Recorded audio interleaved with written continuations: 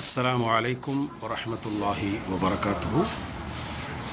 கண்ணியத்திற்கும் பேரன்புக்கும் உரிய ஹாஃபிதுல் குர்ஆன் தராவீஹ் தொழுகை நடத்தக்கூடிய ஹாஃபிதுகளுக்கு ஒரு சிறிய அனுபவம் கலந்த ஒரு அறிவுரை.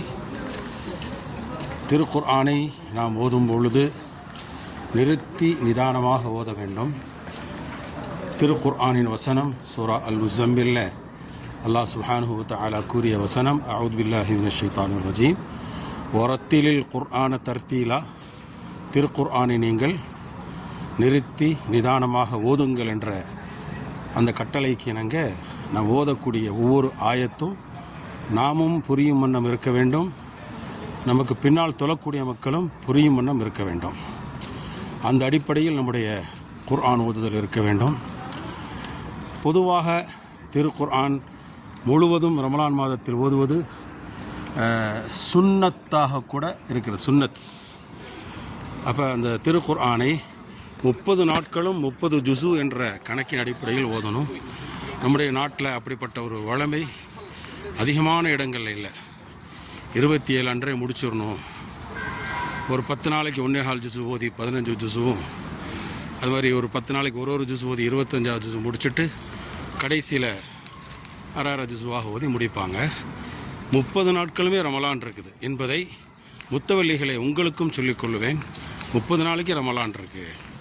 27ஆம் நோன்போடு ரமலான் முடிஞ்சிருச்சுன்னு நினைக்கிறது ஒரு தவறான கணக்காகும். அதனால் ஹாஃபிதுகளை ஓதுவதற்கு ஜமாத் நிர்வாகம் ஒத்துழைக்க வேண்டும். ஒரு நாளைக்கு ஒரு ஜுசு ஓதலாம். இப்படி ஓதும்பொழுது 30 நாளைக்குமே இந்த குர்ஆனை ஓதி முடிப்பதற்கான வாய்ப்பு நிறைய கிடைக்கின்றது. ஓதக்கூடிய ஹாஃபிதுகள் நிறுத்தி நிதானமாக ஓத வேண்டும். ஏனென்றால் அவ்வாறு ஓதுவதுதான் நமக்கு இறைவனின் கட்டளையுமாகும்.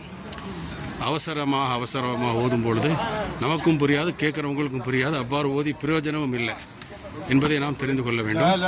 எல்லாம் வல்ல இறைவன் திருக்குர்ஆனை நிறுத்தி நிதானமாக ஓதி அதற்கான முழு நன்மைகளையும் நாமும் பெற்று நம்மை பின்பற்றி சொல்லக்கூடிய மக்களுக்கும் கிடைப்பதற்கான வாய்ப்பை ஏற்படுத்தி கொள்ள வேண்டும். முழு நன்மை அல்லாஹ் தர வேண்டும். உங்கள் எல்லோருக்கும் அல்லாஹ் அப்படிப்பட்ட ஒரு திறமையான முறையில் ஓதக்கூடிய அந்த பாக்கியத்தை அல்லாஹ் தர வேண்டும் என்ற துஆக்களை இன்று ரமலான் பிறை 2 தாயிஃப் அருகில் இருக்கக்கூடிய சைரல் கபீர் கர்னுல் மனாசில் என்ற மீகாத் பள்ளியிலிருந்து என்னுடைய அனுபவத்தை சொல்கின்றேன். ஒரே ஒரு விஷயம், என்னுடைய உஸ்தாத் ஜெயினுல் ஆபிதீன் உஸ்தாத் அன்வாரி அவங்க சொல்லுவாங்க, ஹாஃபிதுகள் ஓதுறது 3 வகையாக இருக்கும். நடையில் ஓதுதல், ஓடுதலில் ஓதுதல், பறக்கிற மாதிரி ஓதுறது. இந்த 3லையும் நிறுத்தி நிதானமாக நடையில் ஓதுறது தான் மிக சிறப்புக்குரியது என்ற கருத்தை சொல்லுவாங்க. அதனால் என்னுடைய இந்த அறிவுரை உங்களுக்கு பிடிச்சிருக்குன்னு நினைக்கிறேன். அல்லாஹ் உங்களுக்கு அருள் செய்வானாக. அஸ்ஸலாமு அலைக்கும் வரஹ்மத்துல்லாஹி வபரகாத்துஹு.